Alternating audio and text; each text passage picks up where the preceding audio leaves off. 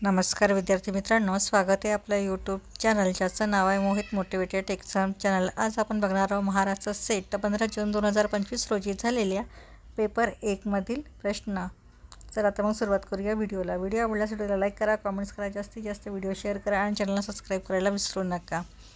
प्रश्न क्रमांक 1, एका कंपनीमध्ये शांता, कांता व भ्रांता यांचा 3:5 या प्रमाणात सहभाग आहे।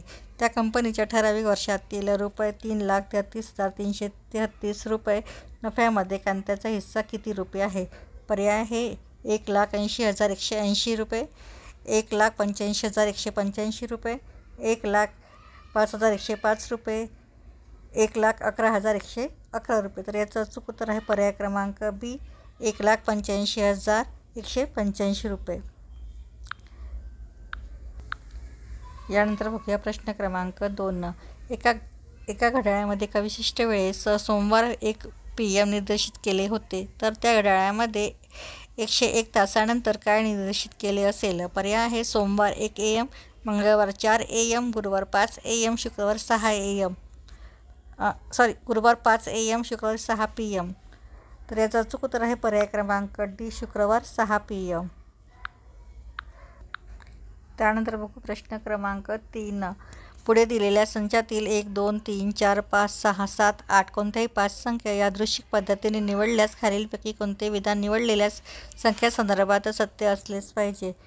विधाने आहेत तर त्यातील कमीत कमी 2 संख्या सम आहेत, तर त्या संख्येतील जास्तीत जास्त 2 जोड्या अशा बनवता येतात की प्रत्येक जोडीची बेरीज 9 आहे। त्या संख्येतील कमीत कमी 1 जोडी अशी बनते की त्या संख्येची जोडी 9 आहे। त्या संख्यातील जास्तीत जास्त 3 संख्या सम आहेत। तर याचा अचूक उत्तर आहे पर्याय क्रमांक बी, सी, त्या संख्यातील कमीत कमी 1 जोडी अशी बनते की त्या जोडीची बेरीज 9 आहे। त्यानंतर बघूया प्रश्न क्रमांक 4, एका बँक गिराईकास मुदत ठेव योजनेतील व्याजावर खालील पर्याय उपलब्ध करून देते, त्यातील कोणता पर्याय ग्राहकास सर्वात जास्त फायदेशीर असेल? पर्याय आहेत 10% प्रतिवर्षास वार्षिक चक्रवाढ पद्धतीने, 9% प्रतिवर्षास दर 6 महिन्याच्या चक्रवाढ पद्धतीने, 8% प्रतिवर्षास दर 3 महिन्याच्या चक्रवाढ पद्धतीने, 60% प्रतिवर्षास दर महिन्याच्या चक्रवाढ पद्धतीने। तर याचं अचूक उत्तर आहे पर्याय क्रमांक ए, 10% प्रतिवर्षास वार्षिक चक्रवाढ पद्धतीने। त्यानंतर प्रश्न क्रमांक 5, एका काटकोन त्रिकोणामध्ये कर्ण HCM, पाया BCM व उंची TCM आहे, तर खालीलपैकी कोणते गुणोत्तर सर्वात मोठे आहे? पर्याय आहे H/T, B/T, T/H, B/H। तर याचं अचूक उत्तर आहे पर्याय क्रमांक ए, H/T। प्रश्न क्रमांक 6, खालील विधानांच्या आधारे काढलेले पुढीलपैकी कोणता किंवा कोणते निष्कर्ष उचित आहेत? विधान 1 आहे सर्व करदाते प्रामाणिक आहेत, विधान 2 आहे सर्व विद्यार्थी प्रामाणिक आहेत, निष्कर्ष 1 आहे काही करदाते प्रामाणिक नाहीत, निष्कर्ष 2 आहे काही विद्यार्थी करदाते आहेत। त्यांचं कोड आहे फक्त 1, 2, फक्त 1 आणि 2 दोन्हीही 1 आणि 2 यापैकी एकही नाही। तर याचं अचूक उत्तर असणार आहे पर्याय क्रमांक डी, 1 आणि 2 यापैकी एकही नाही। त्यानंतर प्रश्न क्रमांक 7 बघूया, एका स्पर्धा परीक्षेच्या क्रमवारीमध्ये विशाल हा विजयाच्या वर आहे परंतु श्यामच्या खाली आहे, मोहन हा श्यामच्या वर परंतु रोहनच्या खाली आहे, विजय हा विशाल आणि अशोकच्या मध्ये आहे, तर वरून तिसरा कोण आहे? पर्याय आहे विशाल, मोहन, विजय, श्याम। तर याचं अचूक उत्तर आहे पर्याय क्रमांक डी, श्याम। त्यानंतर प्रश्न क्रमांक 8, एका सांकेतिक भाषेत जर मुंबईचे रूपांतर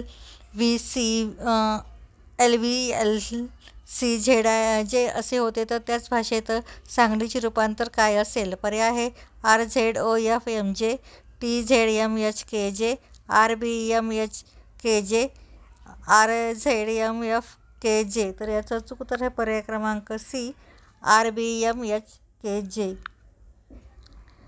त्यानंतर प्रश्न क्रमांक 9, रागिनी पूर्वेकडे तोड करून 10 मीटर चालते, नंतर ती डावीकडे वळून 12 मीटर चालते, नंतर ती उजवीकडे 45 अंशामध्ये वळून 15 मीटर चालते, तर ती सुरुवातीपासून एकूण किती अंतर चालले आणि ती कोणत्या दिशेला समोर उभी आहे?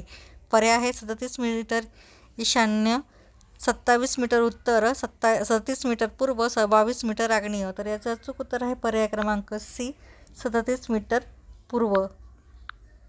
त्यानंतर बघूया प्रश्न क्रमांक 10. खालीलपैकी कोणता पर्याय दिलेल्या अंकश्रेणी पूर्ण करेल? पर्याय आहे 11, 14, 25 रिकामी जागा 133. पर्याय आहे 75, 52, 29, 123. तर याचा अचूक उत्तर आहे पर्याय क्रमांक बी, 52. या पुढचे प्रश्न आपण पुढील भागात बघणार आहोत. व्हिडिओ आवडल्यास व्हिडिओला लाईक करा, कॉमेंट्स करा, जास्तीत जास्त व्हिडिओ शेअर करा आणि चॅनलला सबस्क्राईब करायला विसरू नका.